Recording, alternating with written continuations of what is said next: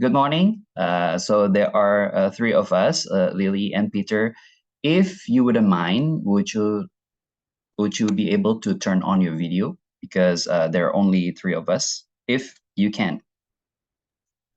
Sorry, Erika. Actually, I'm driving. Oh, sorry, the line is not so good. But never mind, I will just attend here. Don't worry. Thanks. All right, okay. What about you, Lily? Are you able to turn on your video? I'll try. Give me a minute, huh? Okay, all right. At your convenience. Okay. All right, then I have to apologize for the delay for 20 minutes, but I believe that now it's sort of, it's sorted out. So I know, I remember Peter from the first batch, right? Peter, is that correct?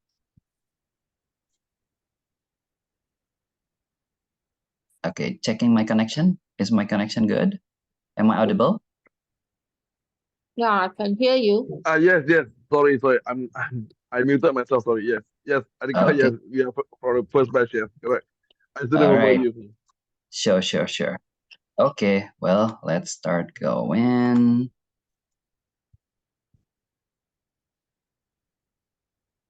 Is my slide visible? Yes. All right.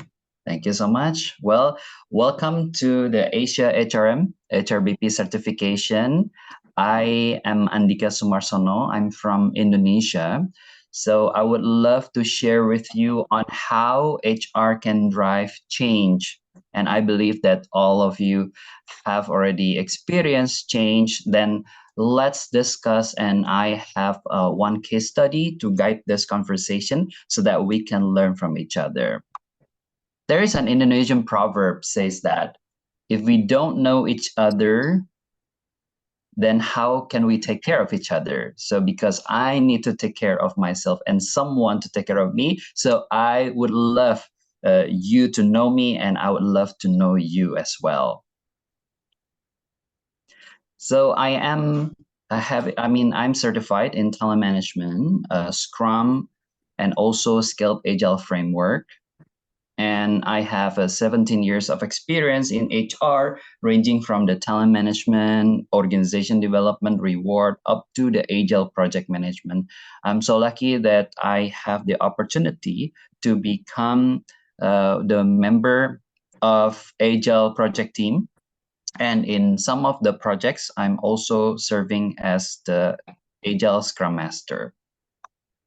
Currently, I'm the Vice President, Head of Organization Development Talent HRBP at Sun Life Indonesia.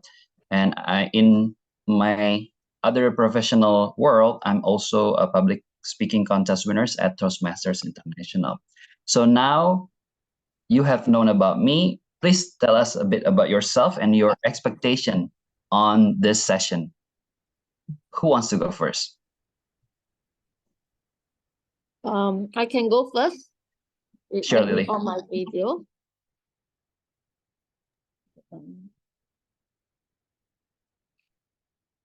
Okay, so I'm Lily.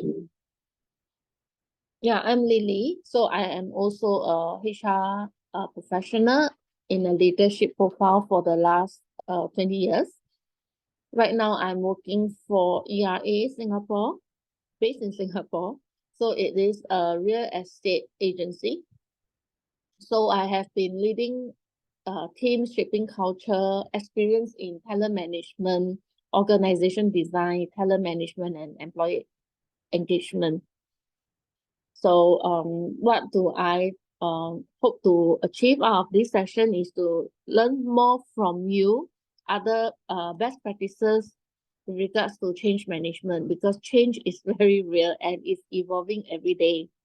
So what are the probably your good practices that I could explore and see whether I can adopt into my organization? All right. Thank you, Lily. Yeah. What about you, Peter? Okay. Hi. Adika and Lily. Yeah. Let me turn on my video. Just a moment. Okay, can you see me? Yes. Okay. Hi. Okay. Actually, I'm here as a refresher course. I'm from the first batch. Then also I'm the Asia HRM core committee. So I'm also here to supervise the class. Okay, I'm Peter. I'm from Malaysia. Actually, I'm the HRBP for Comectech, a Swiss company. My core skill is actually in IR. Actually, I'm a certified IR consultant in the industrial court for Malaysia. I'm one of the panelists also. So yeah, that's a bit about me. Yeah, thank you. All right, thank you, Peter. So can I know what your industry is now, Peter? Comectech, HRBP, Comectech. Tech. Is it technology? Actually, yes, we are doing a technology-based company. It's a Swiss-based company, Switzerland-based company. Yes. Okay. All right then. Thank you, Peter. Thank you, Lily. Now, I believe that you have already experienced in change management and also Lily in insurance and Peter in tech company. So I'm in real estate agency. real estate. Yeah, Pardon real me. estate. Yes. ERA. I think Indonesia also have ERA. Because I listened to the AIA, so I thought it was Oh, insurance. Thank ERA. you. Thank you for revising. So Yeah. I believe that you have experienced the challenge at your company or during the journey of your career. Could you please share with me what are the challenges that you want to tackle during the change that is So, going on? Yeah. okay, so if an organization is about reviewing talent within and trying to see how we can create succession and build from internal capability, so that means your likelihood will move people around across different function. So what I have been experienced is whatever from a management perspective with across the leader, when we have identified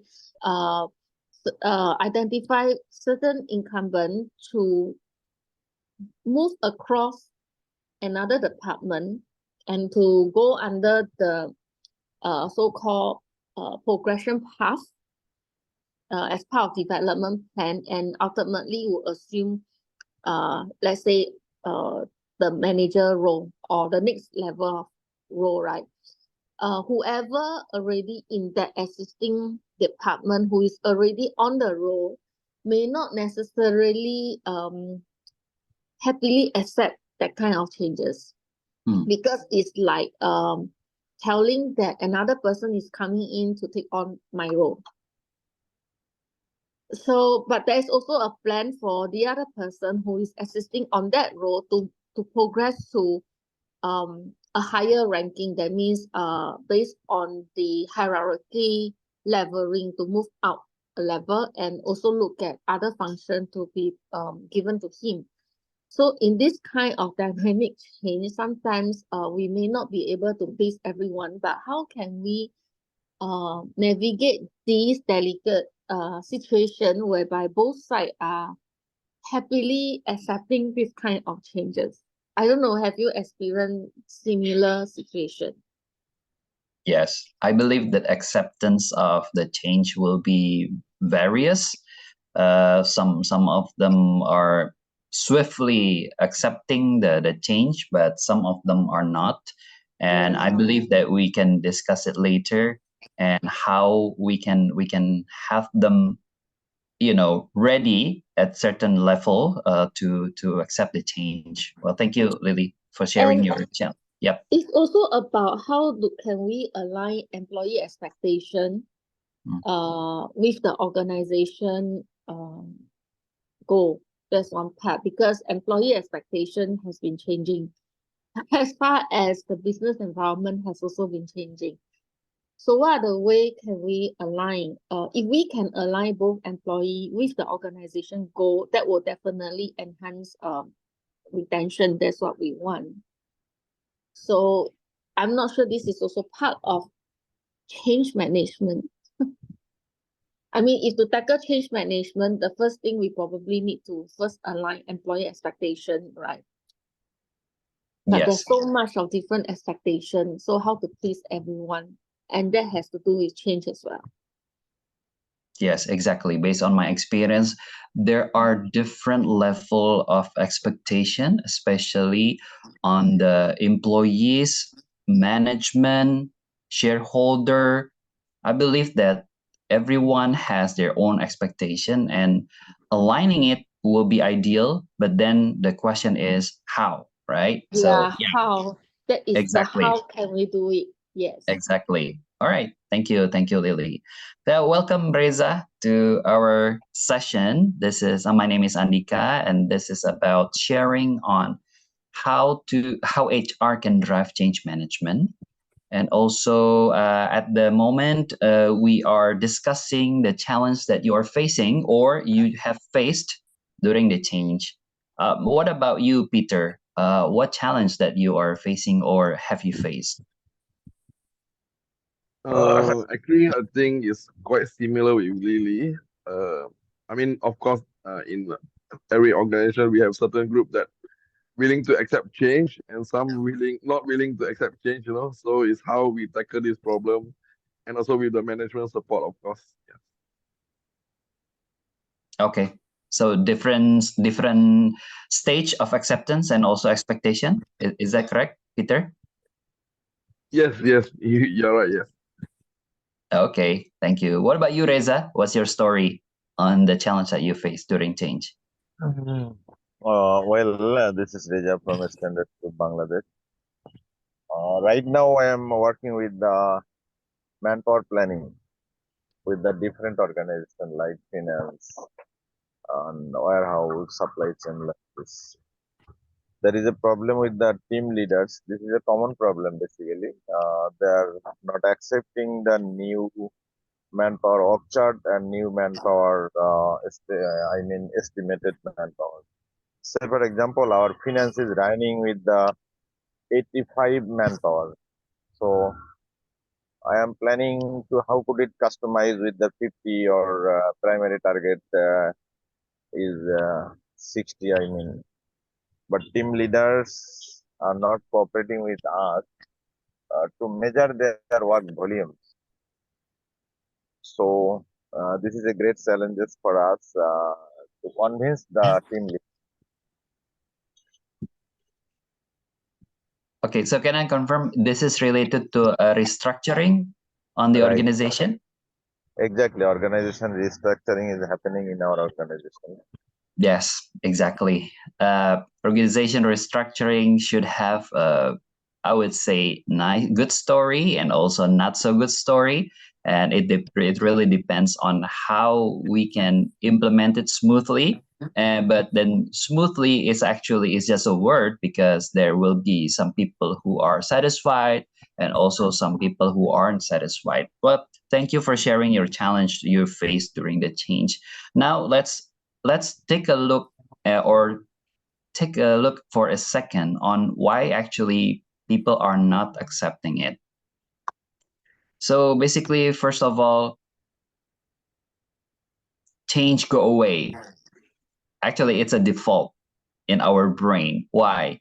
Because our brain is developed to be able to predict the future or to predict what will happen to us because there is a safety purpose of how brain can protect ourselves. Then change comes, then the brain sends a threat response. And in some research, actually, we are more comfortable in being certain of a negative outcome than being uncertain at all. Isn't it funny?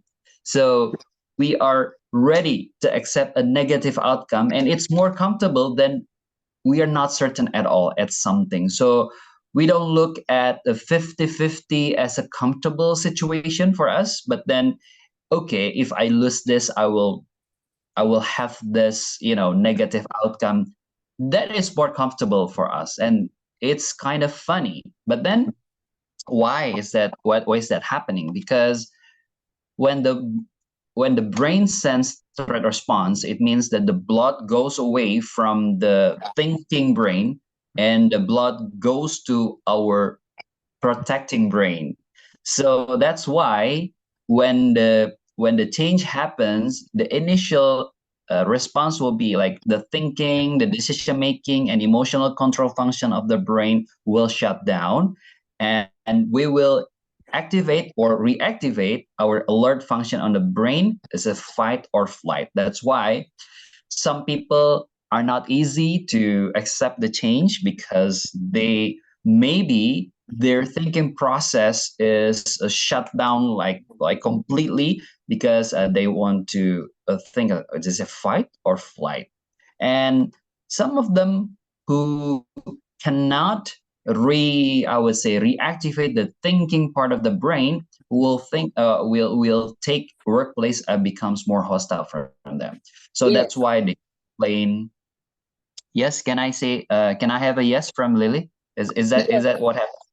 Yes. So the environment can become more toxic and hostile as a result of either flight or fight. Because if flight, then you want to retain the individual if it's a very critical role, which is what is happening in my organization. When we want to make that change, like I say, moving people across different function and create the progression pathway, then the one of the staff is actually resigned. So at that critical time when we are going through some renewal exercise for the business. So as a result, we have to find ways to retain that person. So it becomes very toxic actually. Yes, that's right. Mm. So toxic workplace isn't a go-to place every day. And then also some people can get very toxic if they cannot shift their mindset. Yes, Correct. that's exactly what. But then we as HR need to acknowledge that it is actually natural, because yeah, who would love to change like in an instance?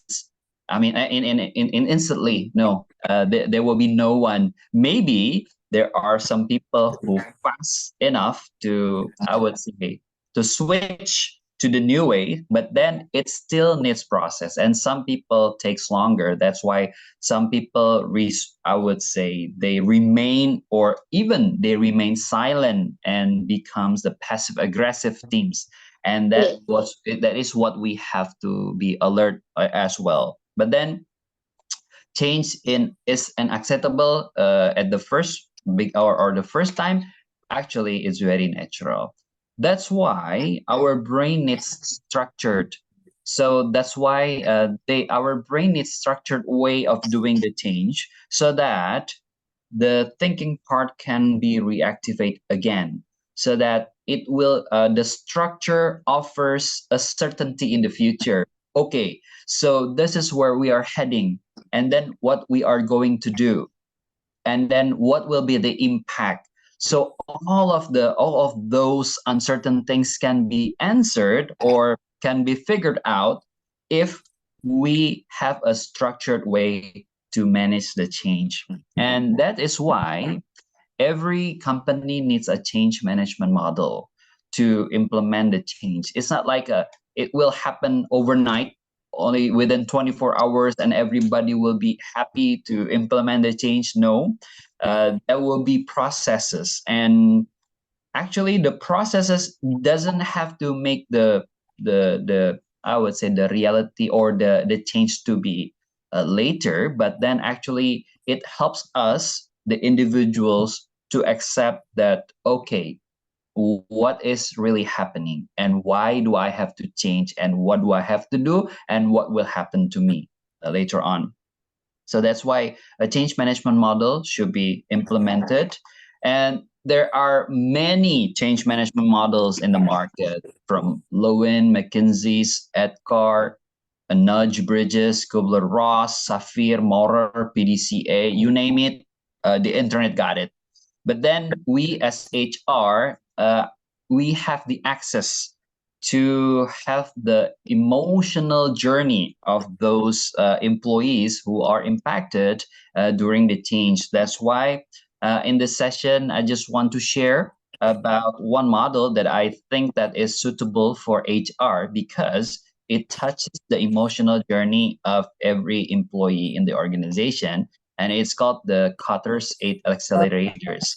So maybe some of you are familiar with this, so it will serve as a refresher.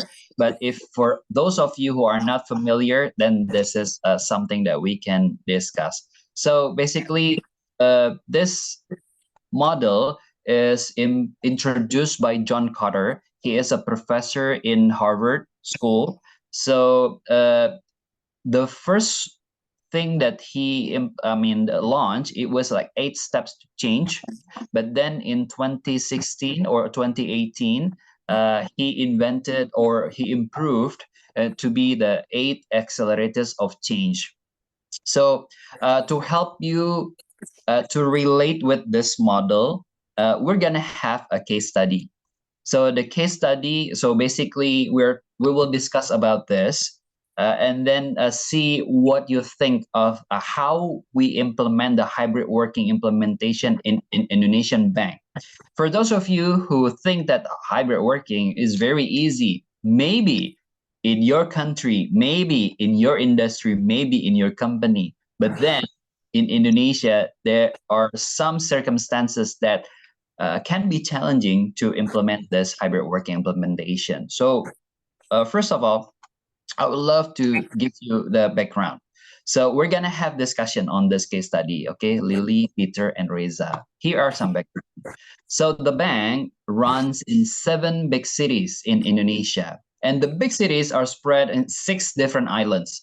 So as you know that Indonesian is an archipelago, it consists of 13,700 islands. So from the tiny ones up to the big ones. And the bank runs in 7 big cities in 6 different islands. The operations is centralized in the headquarters in the capital city. Okay, so outside the headquarters, on the 6 big cities, most employees are sales representatives who always meet the customers not only in the office but also at the customer's premises. And for your information, I'm not very proud of this, but this is the reality. The internet connection speed in Indonesia is actually ranked 8 of 10 in ASEAN. So you can understand how slow it is compared to the other countries. I'm talking about the general. Why? Because we are. I mean, as I mentioned before, we consist of 13,000 islands.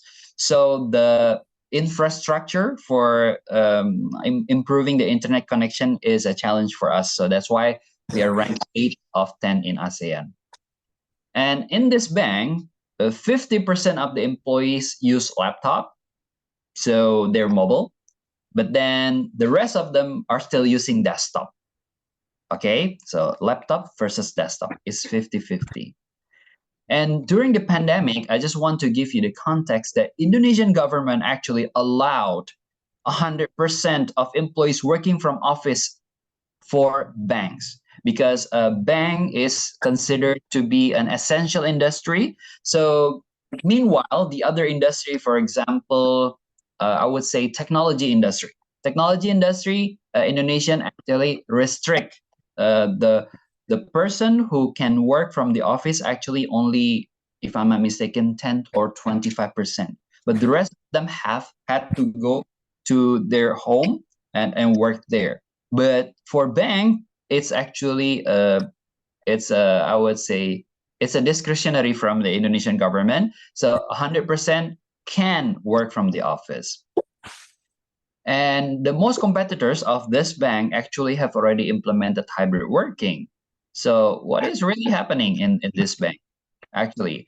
And there are some potential candidates who didn't join the bank because the bank at the moment, they don't have any hybrid working scheme. So what I mean by hybrid working scheme is a combination of work from home and work from office or even work from anywhere. So this bank doesn't have any.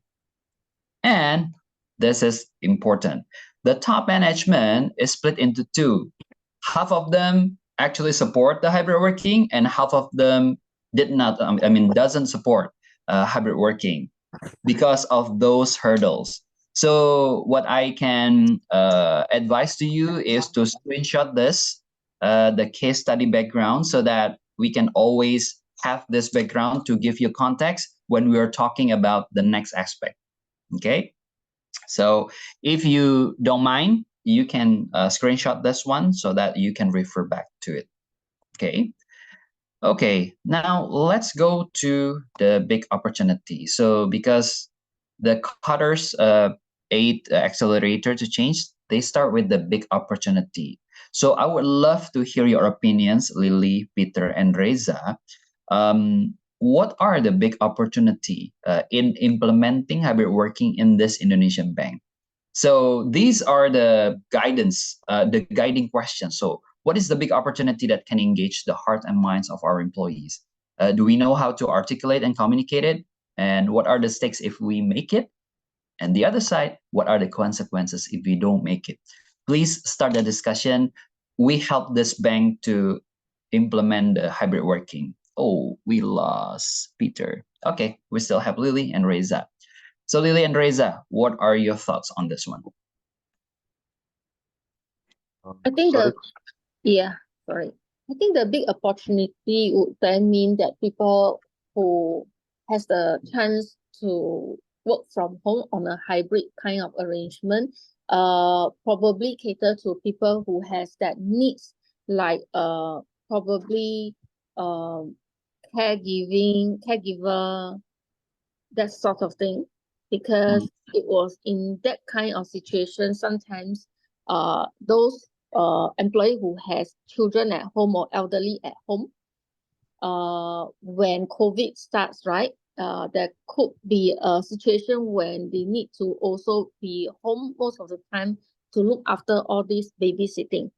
So there may be a situation that cater to this group of people, so that creates that opportunity. And how can we articulate that is really bring awareness of how this is going to work. It's all about communication. Probably, make aware that this is the situation right now. The company is going to make hybrid work possible, and sharing about how are we going to make that process, in terms of requesting, how has it going to be arranged, that sort of thing that has to be communicated, and also getting feedback, from the people of the sentiment there. I mean, in the company. That's my thought. Okay, all right. Thank you so much. Before we go to Reza, actually, I want to give the context that the timing right now is actually post-pandemic. Okay, so Post-pandemic. yes, Okay. post-pandemic. Yeah, that's why. So that's why there are some management team, they do not feel that, oh, we don't have to work in hybrid working. Why? Because it's post-pandemic. But then again, we challenge ourselves. So what is actually the big opportunity of this?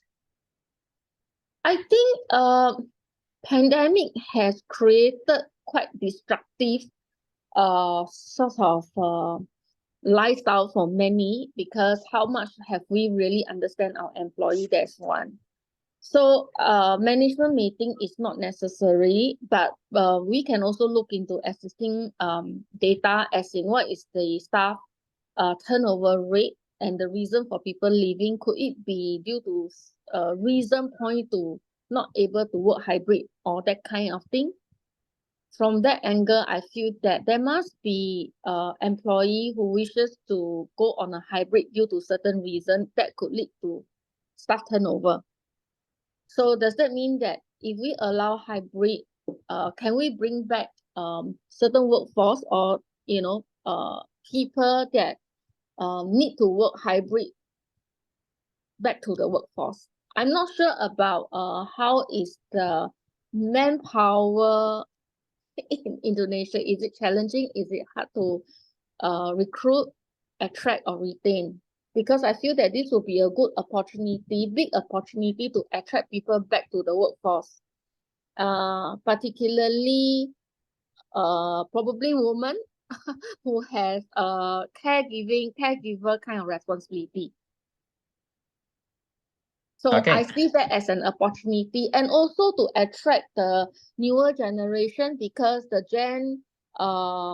Z, Gen Y and Z would then prefer more hybrid work arrangement, because I feel that that is a good opportunity to attract talent as well. In the view of, I'm not sure in Indonesia there's a talent crunch? Is it difficult to recruit? That sort of thing. Yeah. Okay. All right. Thank you. Let's hear from Reza. What do you think of the big opportunities? Mm. So we are using basically a post-pandemic situation, hybrid modeling of working. So this is great opportunity for us. Firstly, I want to share our practices. We have segregated into two parts: physical work or remote work. Remote work like programmers and other planning and other departments can do their work from home. So this is our opportunity. Basically, they are giving us more effort and more time from their home.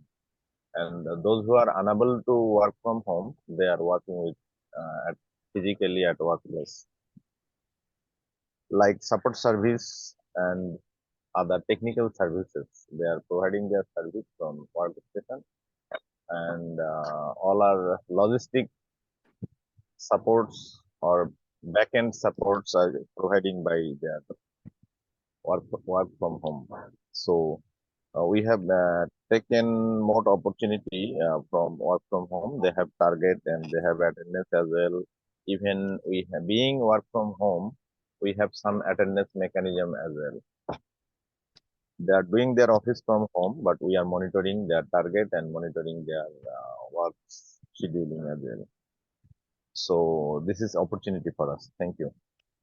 All right. Thank you, Reza. And one more point I would like to add. Sometimes hybrid may not be necessarily have to work from home. What about allowing flexible work arrangement requests?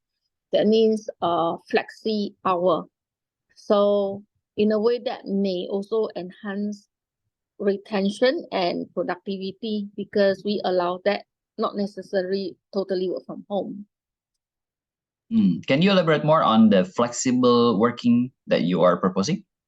Yeah, flexible work hour, meaning to say that maybe some of the individual needs due to caregiving, like I say, or medical reason or whatsoever reason, they may, let's say your official hour is, let's say, 9 to 6. Probably the individual may want to request of a specific period. Let's say I don't start at 9, can I start at 11, but I will end later? Or can I have a split, like 4 hour in the day, 3 hour in the afternoon, and next few days I make up the difference, something like that. But this has to be, I suggest, to be like by request, because employers still have the prerogative based on business priorities to allow or not allow, but come up with a process to allow people to have that flexibility instead of totally saying work from home. Maybe that will be more acceptable by the management. And how do we monitor performance? It is really about based on outcome based on how do we track performance, how do we have a time-in system kind of thing to do tracking. So in a way, we are telling management there is a control over in terms of tracker. At the same time, if we allow that, we are basically empower people to trust the organization, to say that, hey, you know, you are trusted, you have trust me, and company care for me. So these are based on requests. So maybe we could start with allowing work flexibility instead of hybrid, and hybrid will be the second phase. That's what I thought, to get this on board. Yeah. But Okay. of course, we have to get the sentiment from the ground by doing certain pulse survey, you know, get the input, and then, yeah, weigh how hybrid versus work flexible arrangement request, and then put that to the management and see what is the impact. Okay. So basically, when I heard from you, let's set aside how we're gonna do it, okay? But Yeah. let's focus on the how. What is the big opportunity? First of all, we can target for those of to have challenge in have to take care of the adults or the children at their homes, but then we can have I would say them still engage with the companies and also Yeah. yes, Riza. I have a different opinion on Lily's statement. As because in a small organization it can be happen flexible working hours, but unable to do that because we are a group of company, multiple business we have. If any employee take in flexible working hour, then his supervisor also need to be flexible. That is the reason. As we are handling with the 48,000 people, it's a large company, so we have some discipline issue here. So as supervisor is also in line with the employees, so we are unable to do any flexi hour during pandemic or during any other post-pandemic issues or later on, I think. Okay. Yes, actually, let's have breakfast. I mean, on the a big opportunity because actually this is what is happening. Why the management is split? I mean, like their opinions are split because there are some positive opportunity that we can have, but then also we need to have to think about the threats. For example, the disciplinary issue and also about the connection. Remember, it's not. I would say it's not balanced between the strength of the connection, so that people who are in a different island, they will have more difficulty in working from home or working from anywhere to connect with the system of the bank. So that is something that we need to talk about. But then again, from Lily and Reza, we also understand that this actually can attract talents because we are losing talents by not having this implementation because we want to attract a new different breed of generation, and we also want to have also shape the future of the banking industry where the competitors are doing it, and why I think we also have to do it. So those are the big opportunity. But then Yeah. after that, let's go to the first step, first accelerator. How Great do we extent. create a sense of urgency? What are the priorities and projects that must be completed immediately? What do you think, Reza and Lily? I think it's important to understand the company uh business objective first. What are the new project? What are existing project that is ongoing, and we need the number of people. So I think first thing first, we'll have to do a workforce planning first to identify how possibility can we go on a hybrid, because we also have to look into, like I say, your numbers in terms of um staff turnover. How does that impact your business, and what are the business priority in the next 3 to 6 months?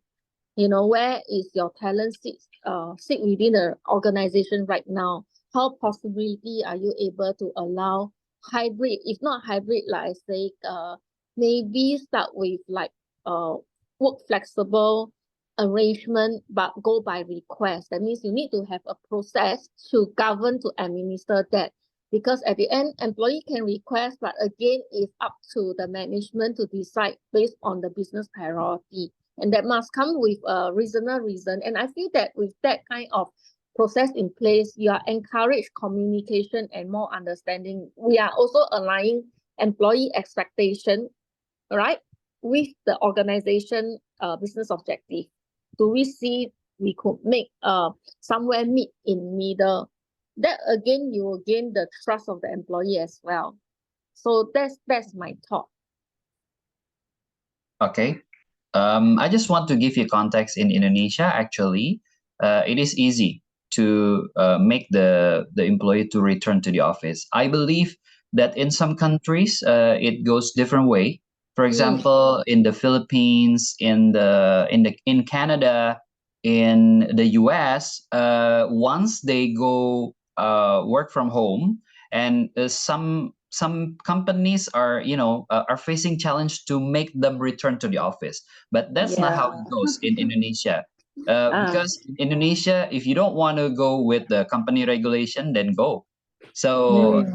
that's a different. I don't know about in Malaysia. Reza, are you in Bangladesh or are you in where? I'm from Bangladesh. Okay, yeah. So I don't know about in Malaysia and also in Bangladesh, but then that's the situation of this case study. So it actually we don't. I mean, like the company doesn't have any trouble in making the people return to the office. So and Mm. also the staff turnover is still manageable.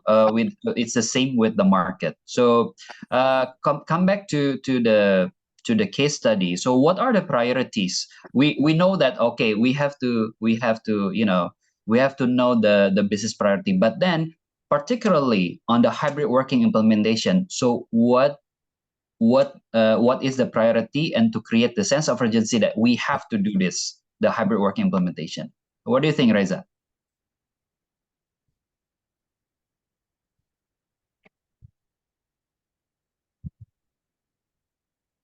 Okay, I'm checking. Am I audible? Yeah, yes. Okay, all right. I What think about you, Lily? if there's a urgency to do that, then I suppose identify which are the role can go on hybrid, which are the role that can't go on hybrid. Mm, Okay, put that in the identify that first, and then after that, once you have that, then it's about communication, right? How are you going to bring this message across and understand what is the impact for those not so really accepted to come back mm. to work, right? For example, and then what are the backup plan? So we also need to look into what are the talent required. If let's say by implementing this, I'm anticipating a group of people that will go, do I have backup? Which are the critical role that you cannot really rock the boat? So you have to identify that first and then make a list who can, who cannot, and then communicate and then come out with how do you want to implement by phases, or yeah, that is really subject to the business priority. But I say go and do the identification first, who can, who cannot, and then communicate if that's the priority. Okay, that's great. Identifying the roles that are, that are urgent, that need to be working in hybrid, and also identifying roles that are not working with And the hybrid scheme. Yeah, yes, yeah. and Okay, then identify who are the flight risks. And in the flight risks, are there critical role or not? If yes, then what is your backup plan? okay. Thank you, Lily. Any additions from Reza? Go ahead, please. I am on the way to office, so Okay. listening you. Thank you. All right. All right. Then after creating the sense of urgency, let's go to the next step, is build a guiding coalition. What do I mean by Mm. that? So basically, we will have to identify who will be the team leader, I mean, the team members, to guard the implementation, and also what are the rationals, and who will be the leader of this team. So what do you think? I think it has to come directly from the function itself and then co-partnering with HR. Okay, That we're means talking about the company-wide hybrid ah working implementation team. So who will be the team members according to you? HR and as well as a country champion, assign someone to be on leading this as well. And then from the country champion, back to individual function, make sure you also have someone that would be the help you to drive this as well. That means in the country level, you have one person assigned taking care of this, and that person you should cascade it down by, let's say, by department or by function. I don't know how it is run, but in each department or function there must be one in charge, point of contact, I would say, responsible to make sure the seamless implementation and be the main point of contact with the key champion of the country, and then work alongside with HR. So yeah, all interconnected. Yeah. All right. So how do we promote that champion? Like what will be the selection criteria? I think that has to really look at your own talent piece, who has the potential to do that. I think you should select people who are strongly advocating aligned with the company values and vision. I don't know who are those. You have to really look into that population of people you have. There must be someone that, or make the manager identify who. Of course, you need to name the criteria, like, people who are very positive and strong advocacy of, speak for the company. I'm sure able to identify if the company has constantly having the performance review in place.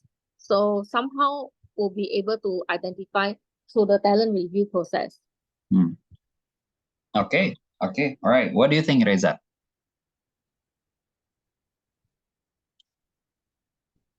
So I think it's still in journey, right? Okay. I believe that since you mentioned Lily, that there are some groups that that have a direct impact or directly impacted by the hybrid working. So we must have a representative from that one. I mean that group, Yes, correct. right? And also we have to have also identify which role are essential to make this work. For example, Correct. information technology, the risk management in bank maybe, and then also the sales representative, the operations. So those are the skeleton functions. It has to be, the team has to have representative there. Because why did I say we use this model? Because we need to touch the psychological journey of the employee. Because Yes. for those people who are impacted and then they are, it takes longer to accept the change.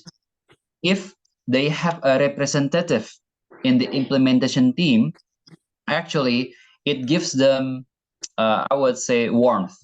It gives them a piece of safety net. Because, oh, if I have a trouble, I can talk to my friend or to my colleague in the implementation team. So Correct. that representation is actually create a safety feeling for the impacted employees. And also we can also consider a reward system for the implementation team.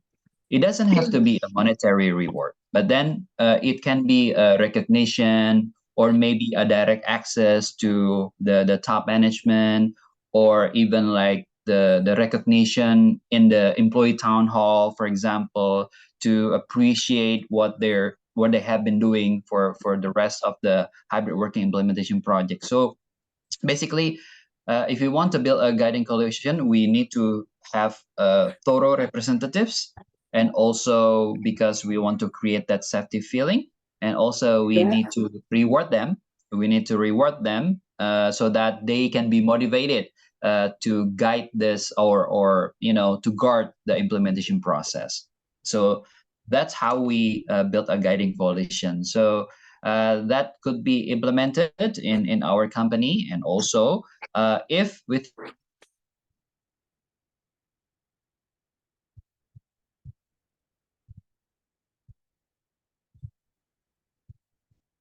Yeah, lost.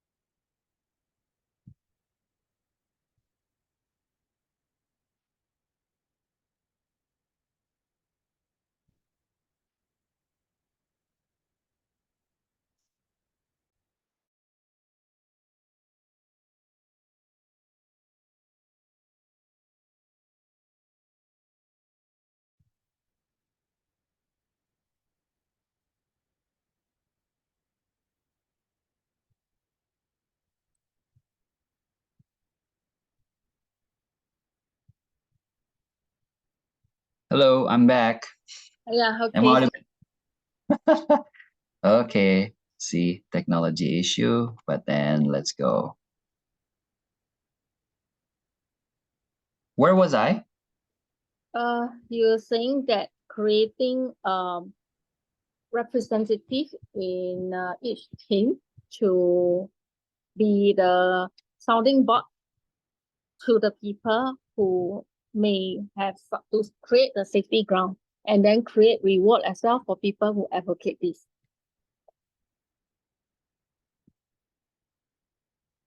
Okay. I'm sorry about the technological issue. Yeah. Okay. All right.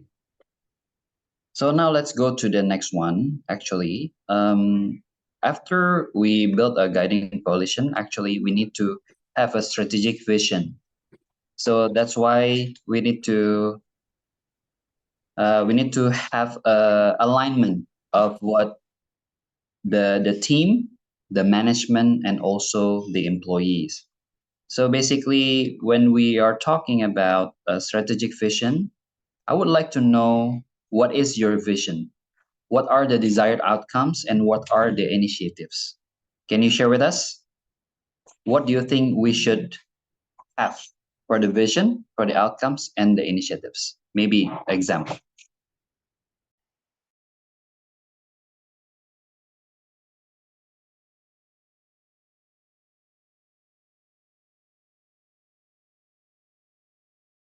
Hello.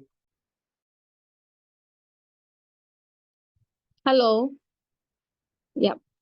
I think the desired outcome would really mean that successful implementation of this hybrid work environment, that everybody 100% subscribe to it. That should be the outcome and embrace it. And what are the initiatives is basically talking about action plan. You know, what each individual need to do, or maybe the champion will need to do to bring this to life. That is the initiative. But what is the vision? Vision is uh I think it's all about having to transform the organization into a hybrid work environment such that um you could also attract talent. You should also to ensure that the organization is always adequately staffed and always have the ready workforce to support any growth plan. That should be the vision, right? That's my Yes. thought. Yeah. Okay. What about you, Reza? Are you able to participate? Okay. So basically, when we have a change, that we need to be careful of how we position the change. Sometimes change is communicated that what we have been doing is wrong. So that's why some people reject the change. So and then also in this creating the vision, we need to be able to listen to different opinions because sometimes as a management or as the implementation team, we are intrigued to force our opinion because we think that, oh, this is the best for the employees right now. But then again, not everyone is ready or at the stage of accepting. That's why we need to listen to different opinions and also to share the insights. And as HR, we also have to, to help people to focus on what they can control. Because sometimes they are very afraid of something that might never happen, but then it really tick them off. So that's why they need to focus on what they can control. And we can also make it visible for everyone. I mean, for the journey. If we have the vision, for example, the hybrid work implementation, for example, oh, we want to increase the employee engagement, improve the wellness, and also becomes the best workplace ever in Indonesia. Then we need to reiterate and also, I would say, we need to say that again and again in employee town hall, in the teams meeting, departmental meeting, and then also we can have that in our maybe screensaver for the corporate computer. So this vision has to be communicated on and on again. So that's why we need to be clear. And also in the vision, we need to share with them, the employees, what is really changing and what is not. Because sometimes people can be biased. So, oh, everything changes. But then actually Mhm. it's only a part of it. But then they make it like big. They cannot Yeah. see anything else that is good, that it's actually it remains active. So basically that's why we need to have, we need to be able to articulate what is really changing and what's not, what is before and what is after, what is actually we gain, actually what we reduce. So if we have that vision clearly communicated to the employees, then I think it will be great. Okay, I would like to pause, and if you have any comments or question on this. No, I think what you say all makes sense. Yeah.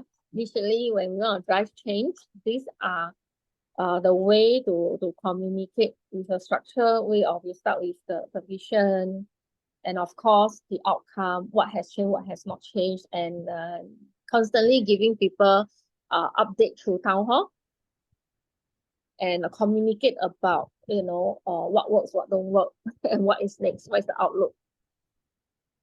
Yeah, perfectly makes sense. Yes. All right. Thank you for sharing.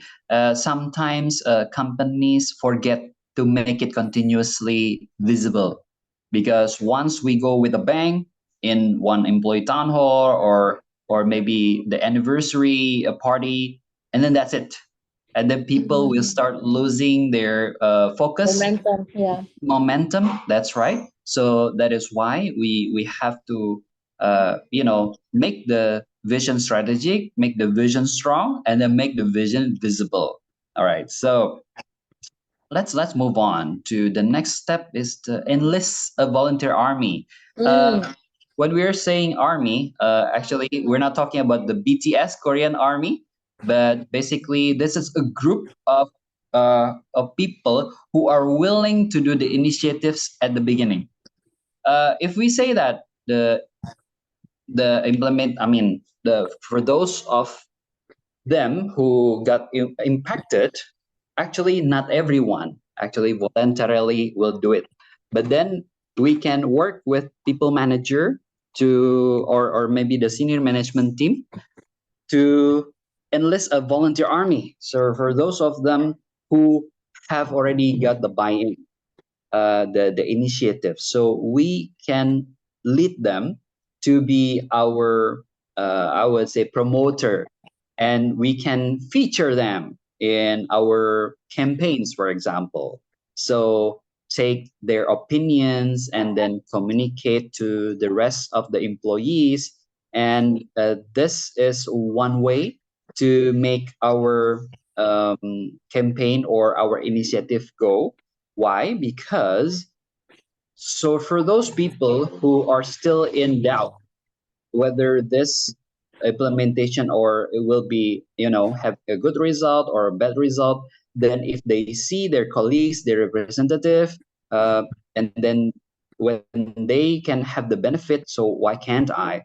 So that will be, I would say, that will be a great start to have the implementation. And also, we can also recognize these volunteer army. Why? Because by doing that, then they will be our extension of hands in promoting this, and even becoming our customer service. So if the employees have any trouble or anything, they can be our customer service. Okay. Hi, I saw Soha. Hi, Soha. How are you? Am I audible, Soha? Okay. Am I audible, Lily? Yes, you are. All right. All right. Thank you. Thank you. All right. So after enlisting a volunteer army, let's go. So in this case study, what do you think? Who will be the perfect volunteer army for the hybrid working implementation? What do you think?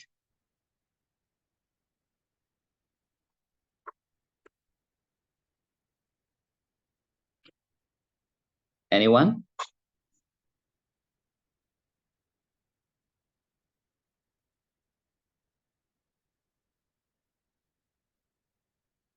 Okay, I'm checking my connection. Am I audible? Yes, you are. Okay, all right. So who will be perfect for this volunteer army? What do you think? They are the people manager or team leader or people who believe in advocating, embracing the idea of hybrid working. I think these are the people could be suitable, should be appropriate to drive to be volunteer. So how do you think the team will know which one is willing? What will be the best way? Why not should we have them to nominate? Come up with a nomination option for everybody to nominate, or by department nomination. Okay, all right. Yeah, Well, that means that is a give good back start. give back the responsibility to the people to make them have the ownership to appoint people to become the champion, the volunteer. Yeah. Yes, yes, that's right. I believe that if we can do that, for example, we can do survey, self-nomination survey. So who will take the hybrid working implementation? And also it can be filtered or it can be, I would say, scrutinized by the people leaders. And then we will come up with a list of those people who would love to do the hybrid working implementation at the first place. So Yeah. that is how we do it, because if we have people who have the self motivation to do it, then they will do it, happily. And also they can later on, if they're satisfied, they can give the testimonials to do our change. Yeah, one way to do that, I can suggest, I don't know how open is the company to go and do a teaser out in the social media to create the hype to champion this. That can be another option, because this is what I used to do in ERA. When I want to drive something to get people support of it, I will do a teaser on the social media. Okay. Yes, I take note on the closed or the opened. Yes, I agree. Actually, it depends on the matter itself, right? I mean, like the Yes. change, how confidential it is, and how impactful it is Yeah. for the company. Yeah. So in the ERA, can you share with us the change management or the change initiative that is openly recognized by the employees? Okay, in ERA, we come up with this town hall, but we don't call town hall. We call progression day. It happens every month, first Wednesday of the month. So we use that platform to recognize people who have supported whatever initiative we implemented, like the advocating, So with regards to change, we didn't really go on 100% hybrid. We actually get everyone back to work. So there wasn't any change on that.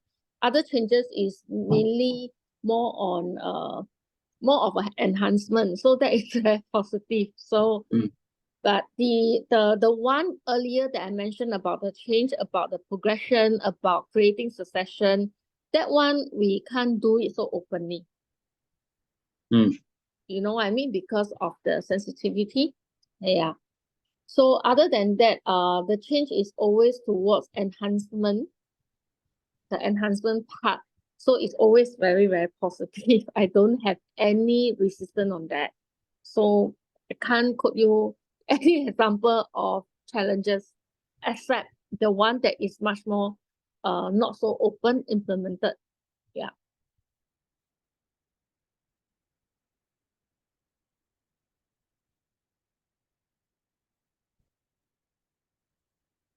Hello. Hello. Yeah. I'm in an in and out mode, so I hope you brace with me. Brace yourself. So let me share my screen again. Hold on.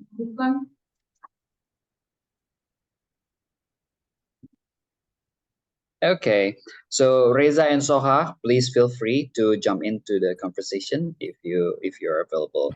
Now, after the volunteer army, the thing it's not easy, right? I mean, right away. So we have to remove the barriers.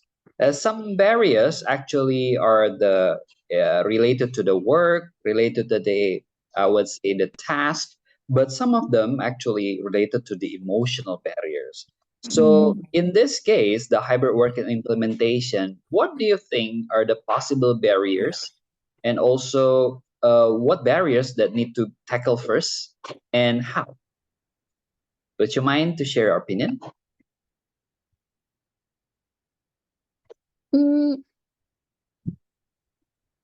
I thought that if the company go with hybrid work arrangement, right? Mm-hmm. Isn't it most people would happily embrace that? I feel that maybe there is this group of people that is not able to go on hybrid. Mm. Those are the people could be a barrier because they will not be advocating it and they will feel that it is not so fair. That's what I think. So I think have to address those who are not able to go on hybrid work arrangement, Mm-hmm. tackle their emotions first. So meaning to say, if they can't go on hybrid, what are the other options for them so that they don't feel left out? Because it's also we want to drive the message about inclusion, right? Yes. Yeah, so I think that is the barrier likelihood you will face. That means those group of people not able to work on hybrid. Okay, exactly. So I believe that that is on point, Lily, because we have to recognize people's emotion, especially for those of them who are willing to do hybrid working, but their roles do not allow them. Then it will be, I would say, it will be disappointing, right? And resentment, and that may as a result go to the grapevine and create toxic environment. Yes, So how that's to right. address that is important. Can we come up with another alternative option to give them so that they won't feel left out and it's fair? Yeah, that's right. That's right.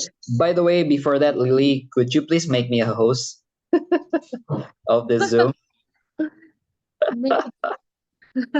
so you can go to the participant and then click make as a host? Wait lah. I know. I'm sorry for this inconvenience. There you go. Thank you so much.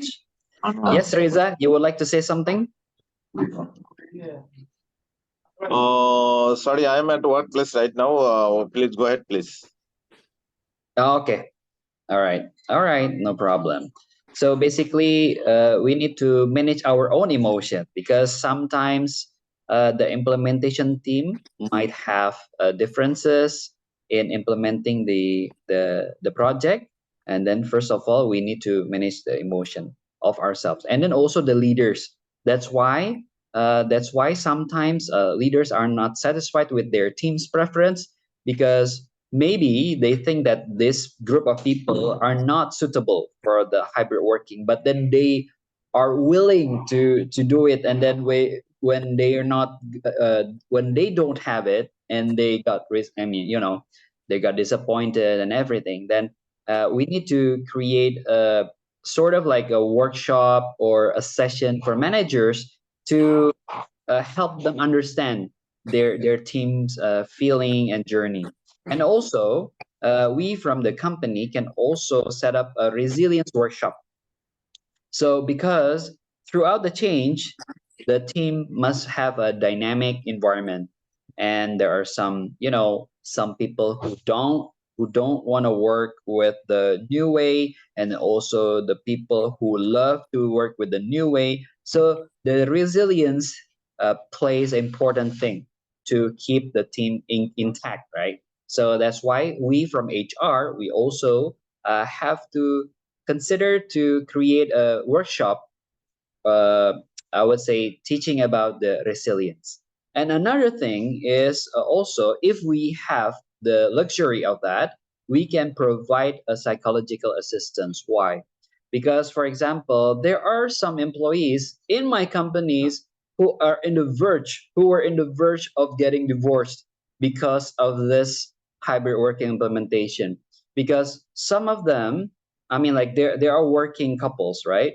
And usually during the daily they have their own place, but then on that day or on that month, actually they have to work together in their houses, and there are some disagreements and everything, and some of them like actually come to HR and say I'm getting divorced.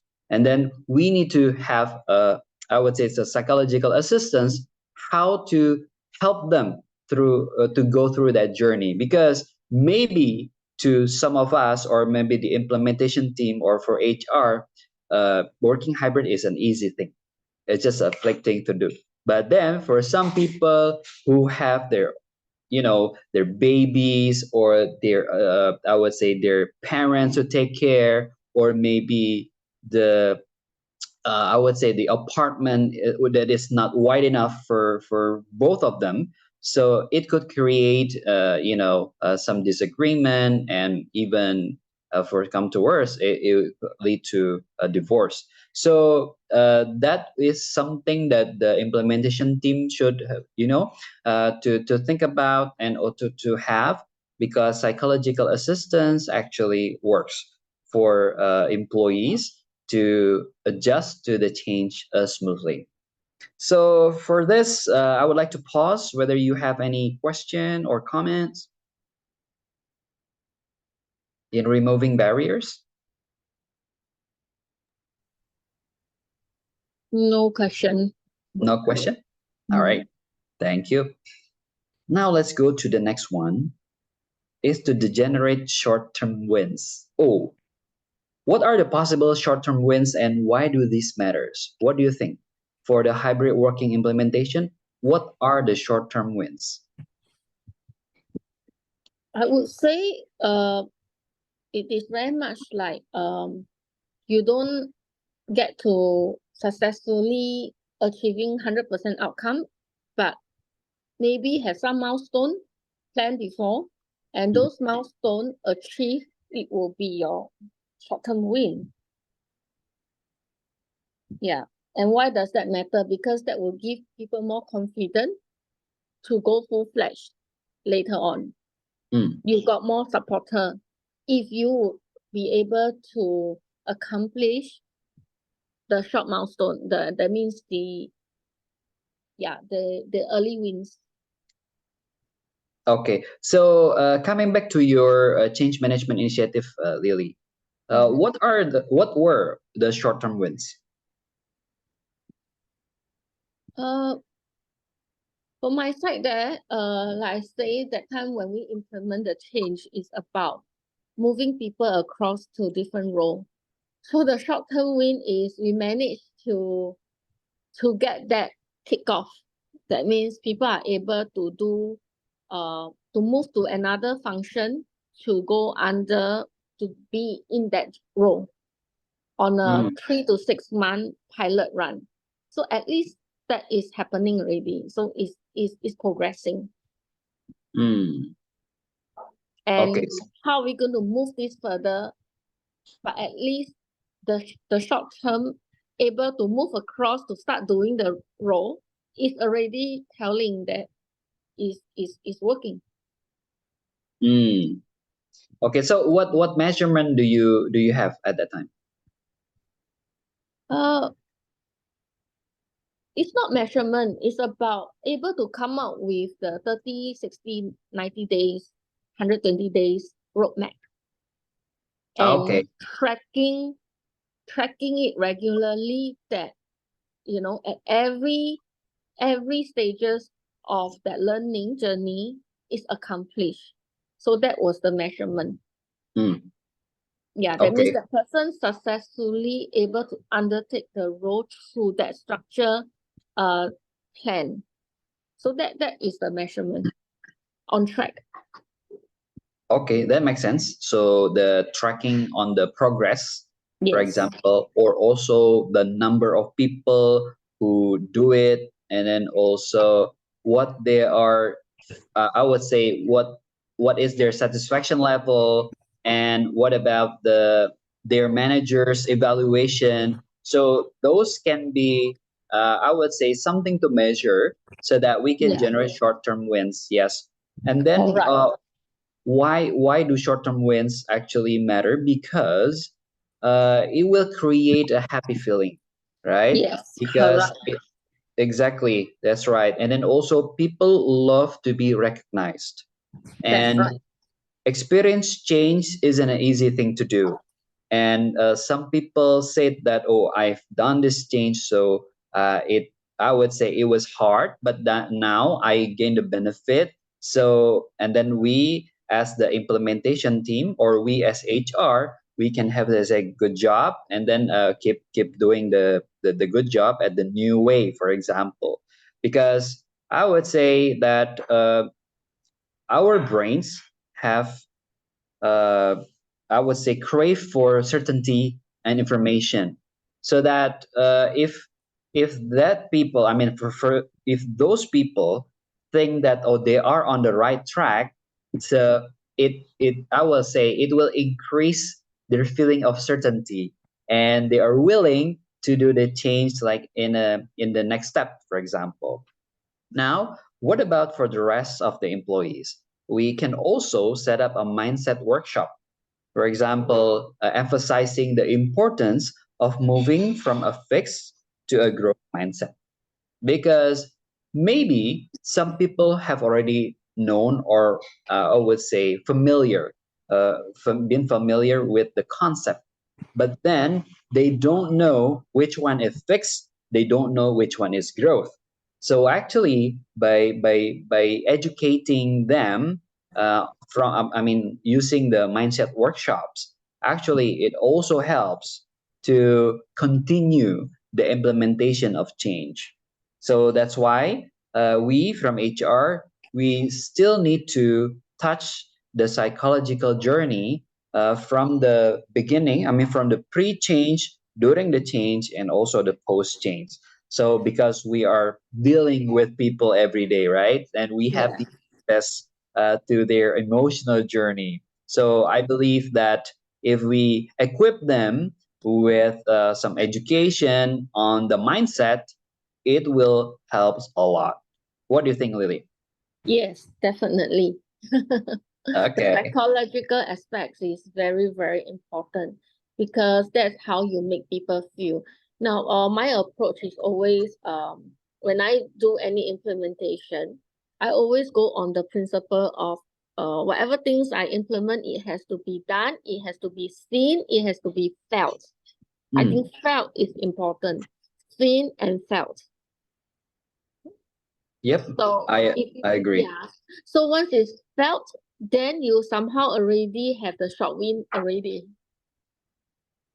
Exactly, exactly. And that is what the HR role is, right? I mean, like if we do the change abruptly, yes, we do. I mean, we That can. is the done part, but it's not seen, not felt. It doesn't have any impact. Exactly, and it might not be sustainable, and All people right. might leave the company because of that. So that's Yeah. why, what is irony is that through the social media now we become more aware of the importance of the health, the mental health, right? But That's then right. some people take it to the next level. Say, for example, oh, my boss scolded me, so I'm having a mental breakdown, blah blah blah, and then it gives us I would say misleading representation of a generation. Usually the younger generation is Mhm. considered to be weaker, than the older generation. But then actually, the journey of the psychological part of the employee, actually we need to take care of, and that's not that's not a minor thing to do. It is very important. That's right. It's not a one formula that fits everything, because we are dealing with human, and human has emotion. Exactly. Yet we need all of them to move together, right, towards the same direction. That's All right. right. So after the short-term wins, we have to, assuming that we have gone through several initiatives, right? And then we need to sustain the acceleration of that. Now, I would love to have you to discuss, like, how do we sustain the acceleration, and who need to contribute to sustaining the acceleration? What do you think? I think it has to do with let's say you already have a voluntary army, right? Correct. And main point of contact the person in charge.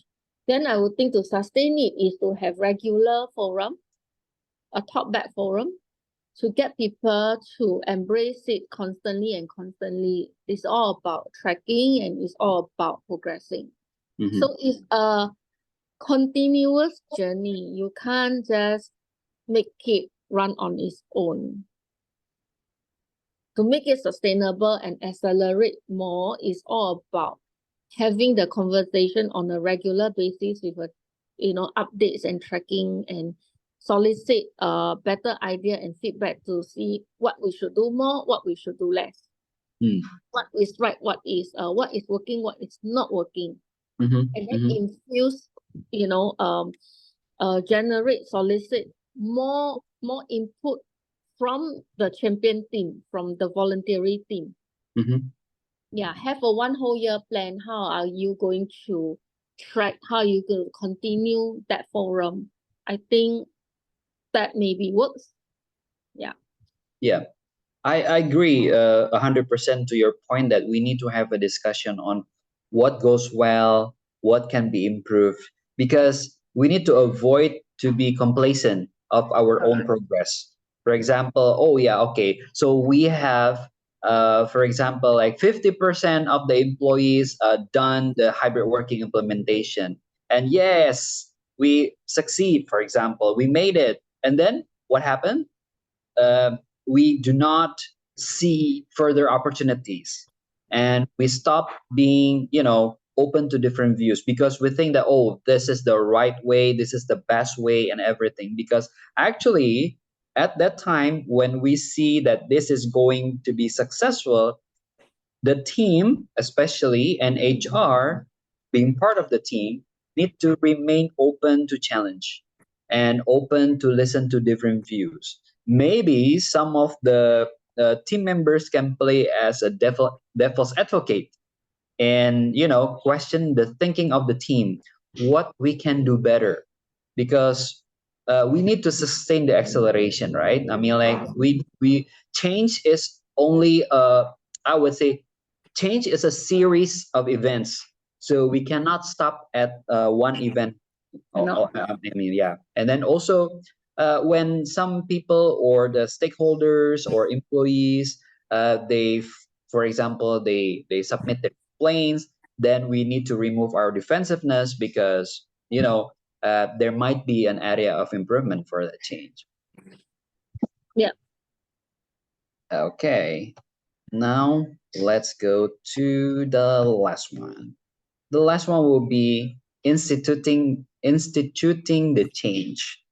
So what do we need to do as the implementation team to institute the change? And what do the leaders do, and what do employees do to sustain the change? What do you think? I think for that, right, it goes back to how do we tie back from the original plan, and how far have we been, and to seal it, to make that as the structure. So it's again all about tying back communication forum, and then to cement it that this is the way, this is the structure moving forward, and constantly tracking and tracking and tracking. So someone has to, I would think this has probably to come from HR to lead that conversation, to solidify it. Yeah. Yes, I believe that solidifying is a very important word, right? And Yeah. also, we need to establish a policy. We need to establish a policy, but we are still, I mean, we remain to be open for any suggestion. And we Correct. also have to, I would say, consistently announce to celebrate the progress, because sometimes maybe people are used to the change and then make that change not a change anymore. But then again, we need to remind them, hey, guys, we have come from this point to this point, and this is because of your hard work, and this because of the collective effort. So we are resilient enough so that whenever I would say future change happens, let's keep this I would say behavior. Let's be resilient. So that will be, I would say, that will be important to institute the change so that we have a resilient organization, we have a learning organization, and we have a winning organization. So those eight accelerator actually is important. Why? Because when we do a when we manage a change, it has to be a structure. Why? Because our brain craves for certainty. Structure offers certainty. So by having this implemented, I don't see. I mean, I don't say that this is the best model, but then from HR perspective point of view, I believe that this model from Qatar is actually touched the psychological journey of employees that can help and to enable employees to do the change smoothly. Okay. So at this point, I would love to take questions from you. Who have any questions or any comments on the materials today? No question, because we have touched on almost every point. Okay. All right. Any comment maybe? Lily, Soha, Reza? I think the last part when we talk about sustaining it, solidify it, right?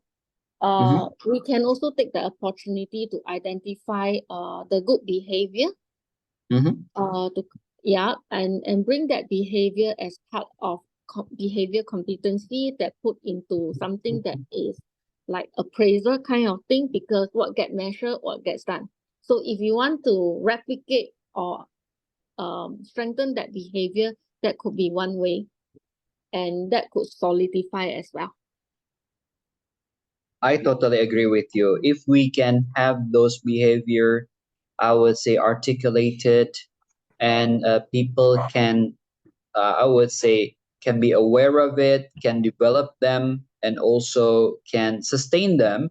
I believe those behaviors that work, I mean, like during the change, can be established as a competency. I mean, as competencies. But again, we are also aware that competencies is actually it's not a set carved in stone. It can be modified. But Yeah. then, if we think that those, I would say, competencies bring the best result. So yes, I believe that it has to be established and that it can be, I mean, like it can solidify the, I would say, the measure, the journey of company success. Thank you, Lily, for your, I would say, insight. Other than Oh. that, I don't have any other to, Okay, okay. Well, can I check whether Lily, Reza, and Soha, you have a structured change management in your company using any model or maybe any particular model? This is the model you mentioned is very common. That it is not, I wouldn't try to follow in that sequence, but sometimes in a very fast-paced environment, we may not be able to follow so strictly, but a little of each of them. Some element of it, the structure is there. And I think it's important to have this kind of structure. And this model is really commonly used most of the time. Yep, that's right. But sometimes we just need to remind ourselves, or even the leaders, why change doesn't happen smoothly. Because in the We are dealing with implementation, human. exactly, sometimes if we do not have to follow all this the flow, but then Correct. We the don't need essence to. of that we need to follow, right? For example, Yes. we need to have a good coalition to implement. We need to generate short-term win. We need to sustain the acceleration, right? Correct. Yes. So what we need to do is to how to find the best way that is suitable to the company's culture in a structured way to manage the change. So I believe that that will be my takeaway. Well, and for the last one, I would say John F. Kennedy said that change is the law of life, and those who look only to the past or present are certain to miss the future. And we, as a HR, are the change driver. We are not support system. We are not only a cost center, but we are a change driver, and that's why HR matters. So, well, thank you so much for your participation, Lily, Reza, and Soha. If I may, would you mind to turn on your video and then let's take a group picture? Sure. Okay. All right, Lily. What about you, Reza, Soha? Are you able? If not, that's okay. Okay, 3, 2, 1. Give your best smile. Thank you so much, and stay safe and healthy, and see you at the other session. Thank you. Bye-bye. Thank you. Bye-bye.